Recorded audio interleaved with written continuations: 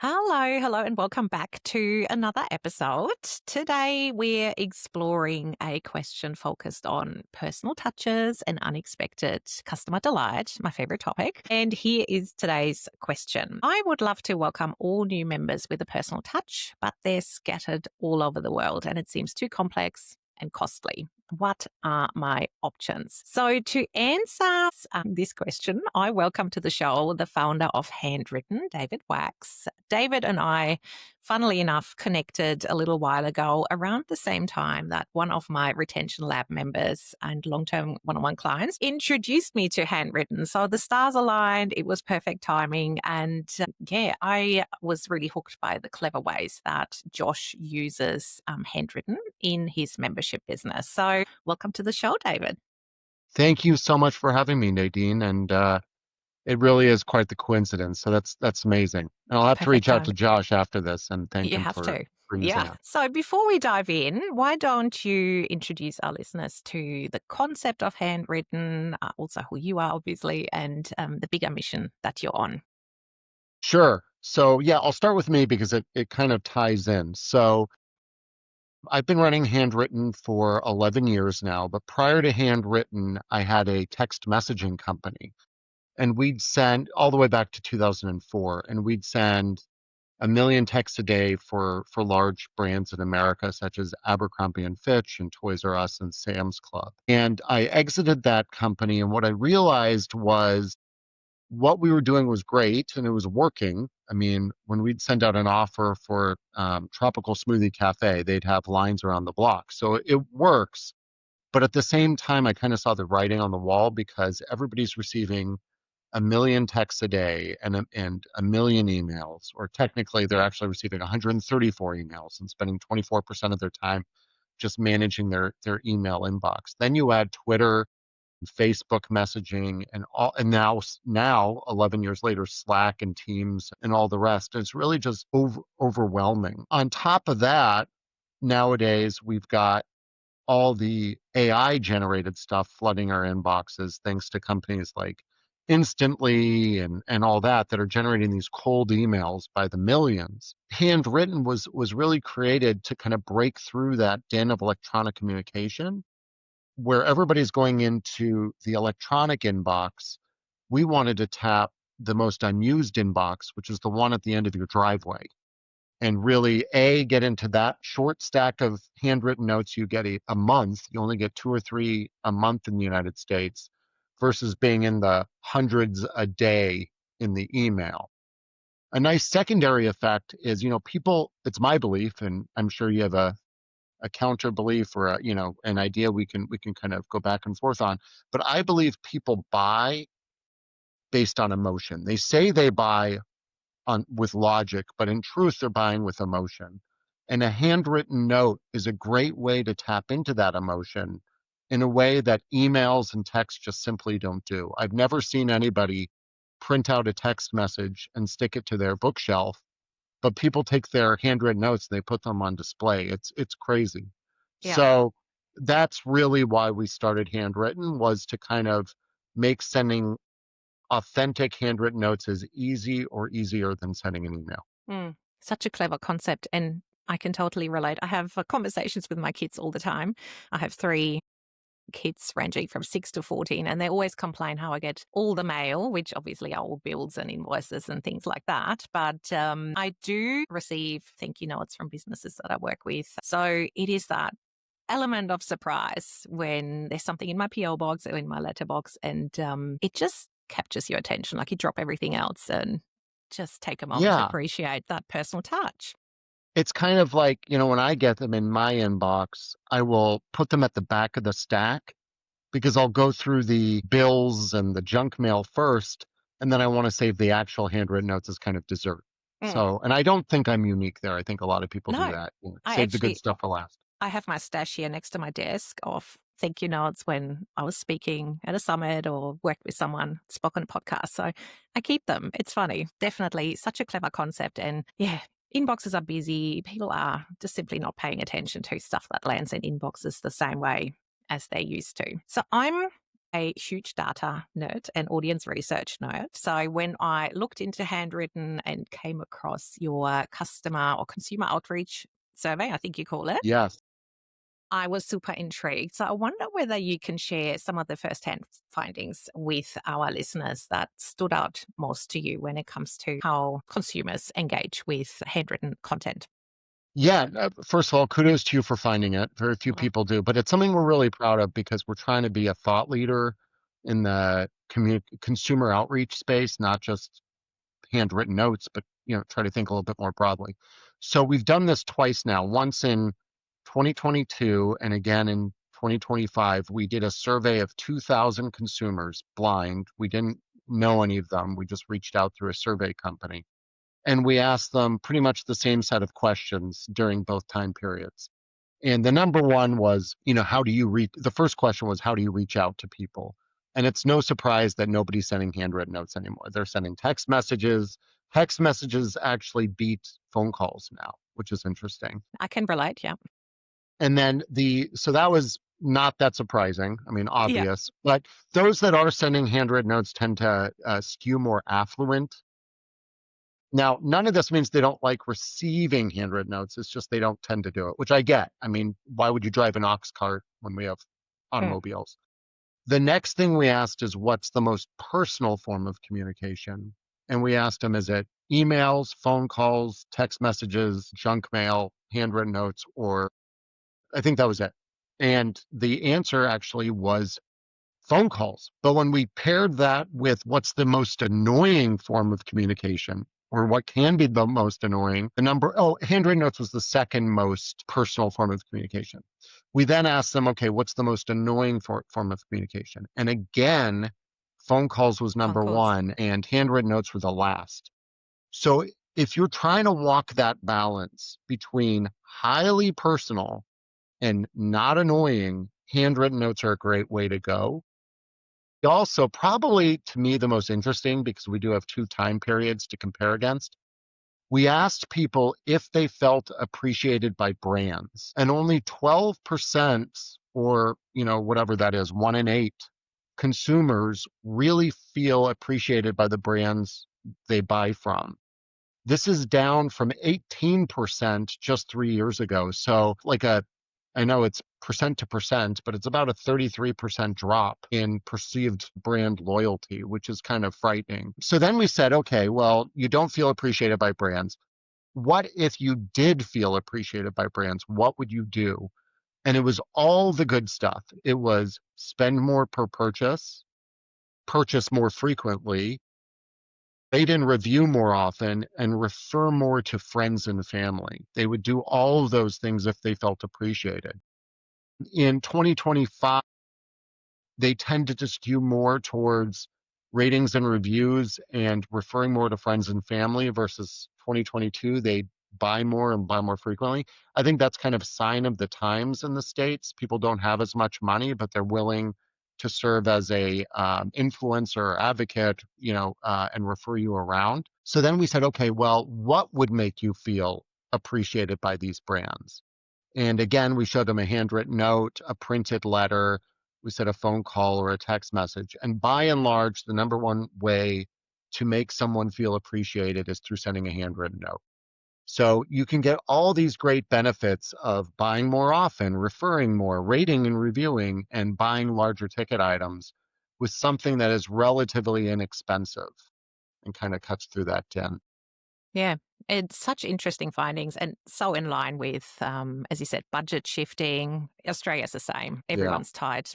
Costs are going up. So I can relate to people not spending more, but then advocating in return for your brand. So I have to say, I did try handwritten after booking you for the show, sending a card. So I sent a card to a long term member in the US who hit a milestone, and it was just so easy. Like, I good, loved how easy it was. She loved receiving it. It was super easy to, upload my branding. It arrived quickly. good. So sounds like an ad. It's not. I just wanted to share that it's such a low lift way to infuse those personal touches without physically having to go to the post office, like it costs a little bit from Australia to the US, and there is that barrier to And the time. actually, yeah, fitting it into your Yeah. day, right? So until then, just as a little bit background, so long-term listeners would know my 14-year-old daughter, she's officially my gifting manager for one-on-one Really? clients. Yeah, yeah, she loves it. She's quite creative, and so her job is to package my official welcome gift. Nothing expensive, but again, personal handwritten cards, a little bit of something that matches my client's personality, and she's just, all across it. And it definitely works a treat. So I totally agree that it's not the monetary value. It doesn't have to be anything expensive. It's just the gesture of Yeah, reaching out, spending that time thinking of correct. them, going out of your way. So It's that investment in time is what I always yeah, say. it's just showing that you care. I feel, they're not just a number. Yeah, It's not just a transaction. One thing I'm wondering though, how do people respond to you when you present handwritten and, the automated approach to the handwritten yeah, card? The magic of handwritten cards is that it's personally handwritten. right. How do you deal with that? Well, there's a couple ways. I'll give you the most common way I think about it and then some additional ways because I do give this a lot of thought.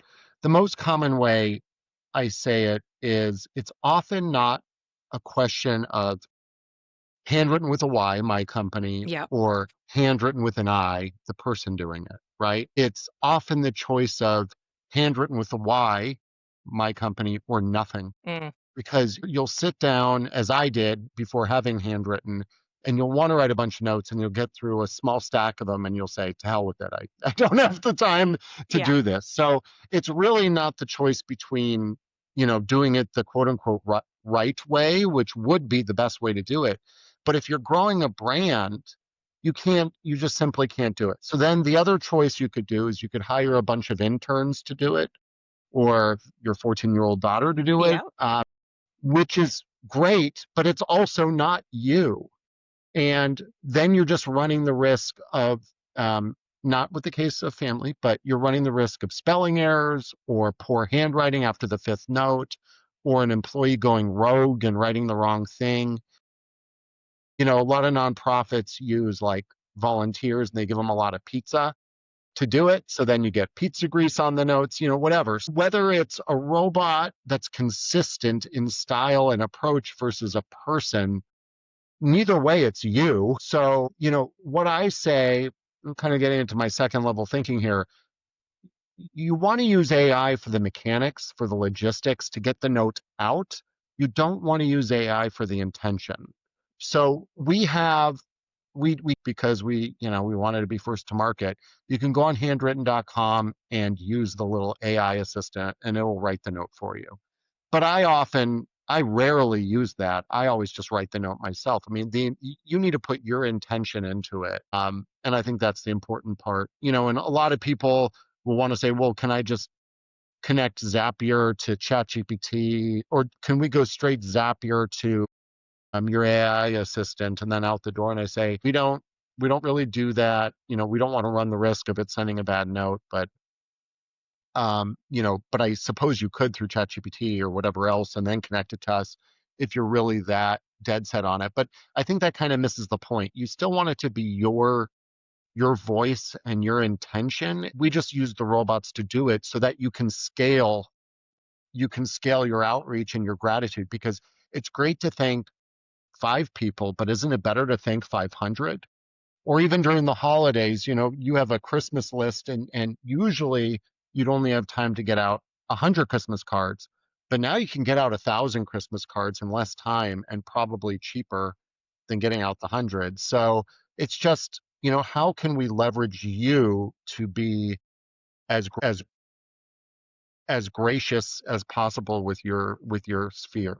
Yeah, such an interesting perspective because it's so true. You get to the card number 5 and it's just not happening. So while Yeah. I'll keep sending out my welcome gifts to one-on-one clients, I definitely can see a space for handwritten, particularly in my membership processes. So that's something I'm currently looking into. Well, let's talk after the show then. Yes, I know, right? I know you've worked with a whole bunch of businesses across industries, niches. So, is there anything that stands out to you where someone has used handwritten and it's directly impacted their bottom line, their referrals? I'm sure businesses are sharing success stories with you all the time. You'd think that, but they don't. Unlike an electronic tool where we're kind of in the loop, we're really out of the loop. We send the mail and we hope for the best, and we often don't hear. A few clients have told us what's going on, but we know it's working because they stick around, Yeah. the clients. But what I can tell you, I do have a couple examples for you. Um, One is a snack box subscription. So they send, you can sign up as an office and they'll send your office snacks every 2 weeks or every month. And occasionally they'd screw up. Either they'd forget to send you the box or they'd send you the wrong box or it would arrive damaged. So what they started doing was sending a follow-up box with a handwritten note apologizing for their mistake. And of course, the extra follow-up box helped, but so did the handwritten note, because what happened was those customers ended up with a higher lifetime value than customers that were never screwed up with in the first place. Yeah. So their solution, when they saw this, they had an aha moment and they realized, well, why don't we just screw up with everybody and then raise all LTVs? And that's exactly what they did. Now, I'm not saying that's for everybody, but that's what they did. It's so true, though, isn't it? Like, if you stuff up, it's how you deal with that mistake. Yeah, Like, I've got a whole people don't get framework. upset about the mistake. It's about how you address Yeah. the after. And I don't know how it is in Australia, but in the States, nobody takes any responsibility anymore. There's something that happened about 10 years ago, and ever since then, nobody takes Yeah. any Nobody's responsibility. fault. Yeah. Yeah. But so that's one. Another one is a car dealership that we work with here, actually in Arizona, and another side point of Handwritten is we never mention client names. Yeah. We just know, so nobody wants to be known as sending anything other than genuine. So we are their little secret. So a car dealership was using printed notes or printed letters, and they switched to us. And they were sending out invitations that basically asked people to bring in their car to trade in or trade up to a new car. When they switched to handwritten notes, they saw an 18 time, not 18%, but Wow. 1,800% increase in dealership visits from the cards versus the letters. And yes, the cards were substantially more than a letter. There's a lot more that goes into it. But even accounting for that, it was about a 7 times greater ROI than the printed letters are. So, and highly successful. We have nonprofits that do donor outreach once a quarter, and they see about a 30% ROI on that. We have a chain of eyeglass stores that what they do is every time they open up an eyeglass store in a location, they look at who's bought eyeglasses from them in the past, and they send handwritten notes to everybody in the neighborhood, inviting them in to the new store. And that consistently drives a lot of traffic too. But our number one use case is just sending thank you notes, holiday, and birthday cards. Those are kind of, yeah. Yeah, I love the pattern interrupt. We all receive the advertisement from the local plumber in the letterbox, all printed, all terrible. Yeah, Goes straight to the bin, right? Handwritten. It just interrupts the thought processes and goes straight to the top of the queue. So good. absolutely. We Yeah. have another company that does bespoke, like you send in your measurements and they make bespoke suits, and they send a handwritten card every Christmas to their top clients, and they do include a coupon code, which I wouldn't do. I think it would kind of ruin the impact of it. But they do, and they see a redemption rate that's about 5 times greater than their other coupons. And then we have a clothing brand, and this one doesn't really have a story attached to it, or a fact attached to it, but we have a very popular clothing brand out of California using us. And all the notes are signed by the CEO, and he goes off to parties, and people come up to him at the party saying, hey, I got that note you sent me, and he has no idea what they're talking about, but it's pretty fun. Just run with it. And you just go, cool. Yeah. Yeah, great. Awesome. Love it. Oh my God. I would love to. I know it's probably too complex to cover in the podcast and in its entirety, but just talk me through the process that it takes to scale sending handwritten cards, like my client who's doing it all automated without lifting a finger. Is it complex to pull off, or how does it work? Yeah, no, it's it's pretty easy. Well, you went through yourself, so you saw you can create your own Yeah. card. The card customizer is a bit basic, but it's usable. I can go and whip a card together in 2 minutes. If you really have problems, you can go to Canva, create an image, and then Which I think import is what I that. did. Yeah. Yeah. So you create your card, and once you create that card, then it's usable in any automation. But directly within Handwrytten, and I don't know if you saw this, Nadine, you can, and I don't want to sound like a sales pitch here Yeah, either, yeah. but you can go into Handwrytten, click your name in the upper right, and choose campaigns. And there's a prospecting feature where you can kind of circle an area on a map. I don't think that would be of use to you. But there's also a birthday anniversary feature which you can use for client anniversaries as well. So what I would do to make an automation without having to use Zapier or Make or N8N or anything, just go in there, put in all your clients when they joined your service, and then every year we'll just send them another thank you note. And in the States we can include gift cards to Starbucks or whatever, but it's a very simple way to do it. If you're looking to do anything more complicated than that from an automation, it's really easy to use Zapier. Well, it used to be really easy to use Zapier. Zapier's gotten a little bit more annoying now that they've grown. So I recommend Make, which is a Yep. really good, if Yep. you've used that. It's Zapier has I think, kind of lost their way. But anyway, neither here nor there. With any of those tools, whether it's Zapier, Make, N8N, Pabbly Connect, any of them, you can just use the Handwrytten module that's built in, and it's very, very simple to connect to whatever platform. So, for instance, if you're in Pipedrive and you move the prospect to the next stage, you could send that. I don't know what platform you use for your Yeah, I'm just even thinking for my membership, for example, does it connect with email platforms? So if someone is tagged a certain way, could that Yeah, trigger it? if their address is in there, you could do it for sure. Yeah, because like my top tier in my membership, I definitely have the address in my email Yeah. platform. So that could be something.